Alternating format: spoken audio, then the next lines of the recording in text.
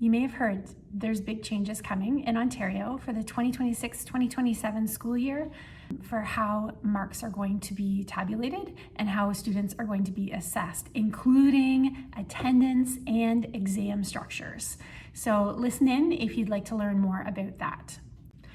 So we should probably talk about how things were before we talk about how things are going to be, so that you know how they're changing. So for about the last 15 years, the structure for a final mark has been 70% comes from the semester work, and then 30% comes from final assessments. So that 70% would be things like your labs, your essays, reports, tests, that sort of thing that happened all semester long. And then the 30% would come from two major tasks, the exam and the culminating task.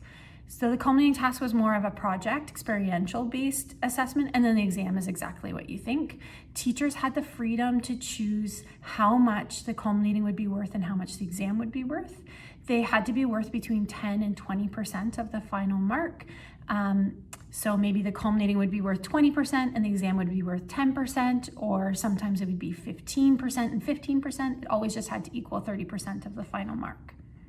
Now, when COVID happened, some boards decided to move away from exams. Actually, I think almost all of them did, because students weren't in the classroom. There was so much stress in society. Like, there was just so much going on. So exams didn't seem to make sense, and they didn't seem like they'd be an accurate representation of what students had learned. As we moved out of COVID, it meant different boards started to adopt different policies. So some boards, for example, didn't have exams for grade 9s, whereas others did. And so the ministry last fall said that they were going to come out with a new policy that would make everything the same in Ontario for all school boards. In June of 2026, they announced their changes, and school boards had to create policies that were in line with that. So let's talk about how things are changing.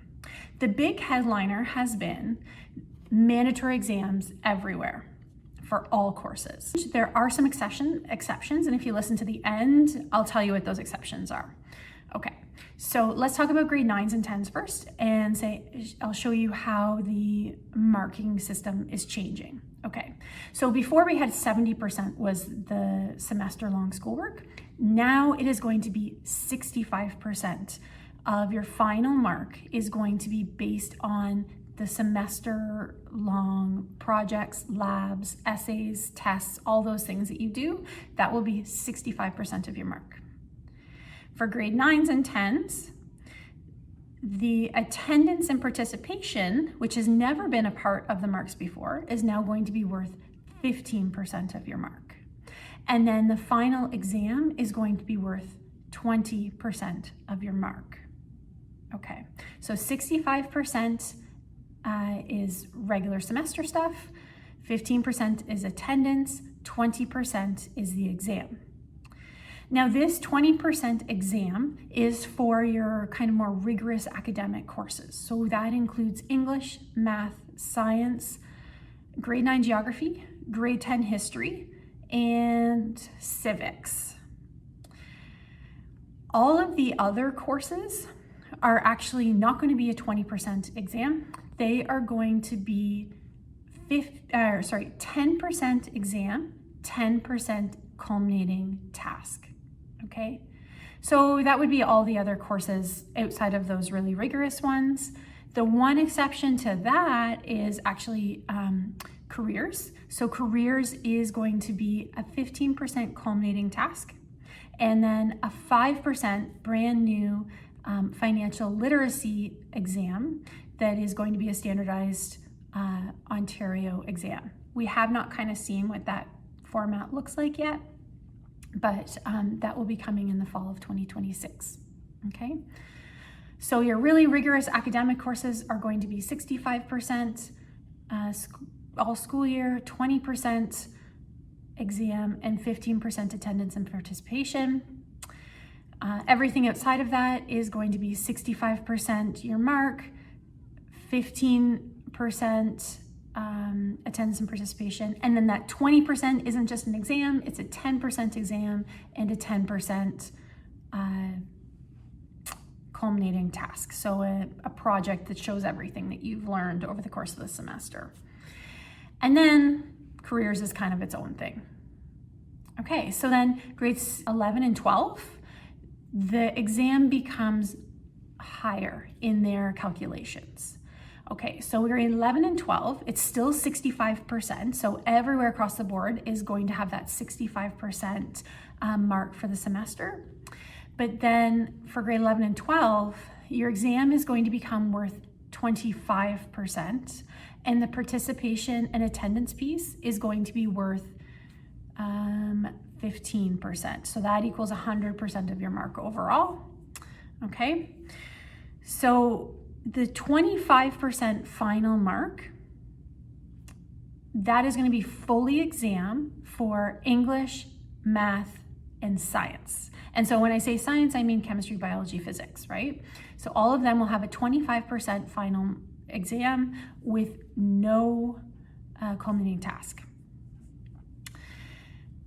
Your courses that are in the humanities, business, social science, Canadian and world studies, so that's like your histories and your geographies, that sort of thing, those are going to have a culminating task. So that 25%, instead of being fully exam, that 25% is going to be 15% exam, 10% culminating. So a total of 25, right? Outside of Canadian and world studies, business studies, and social sciences and the humanities, things like the arts, comtech,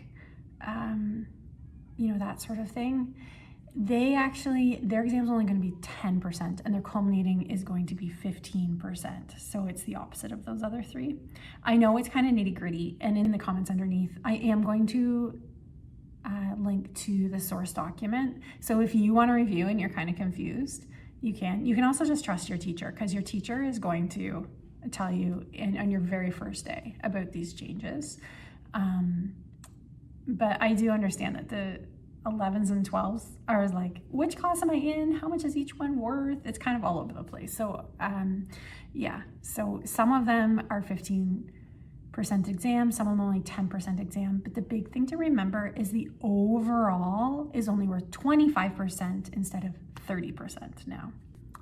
The one exception to this exam situation, the exceptions where you don't actually have to write an exam are any open level courses, any workplace level courses, or any locally developed courses. So courses where students aren't planning on going on to post-secondary, they will not have any exam, and then also open level courses. So if you're in a Catholic school, it'll be interesting to see what boards say for policies for religion classes, because a lot of religion classes are open level classes. So that remains to be seen. Okay, so a lot of people have questions about the attendance and participation. I think I'm gonna actually separate that into a separate video. So if you would like to learn more about the attendance and participation mark and what that's going to look like, you can click onto my next video that I'm going to post to learn all about that. Because there is some interesting little things and some workarounds. Okay, I hope you guys have a great day. Just a reminder, this is not advice. This is just for information. I strongly advise that you consult your own school board's policies and talk to your guidance counselor. This is information that should give you some ideas of questions to be asking your own guidance counselor. And if I'm your guidance counselor, I can't wait to see you in September and answer your questions. Thank you.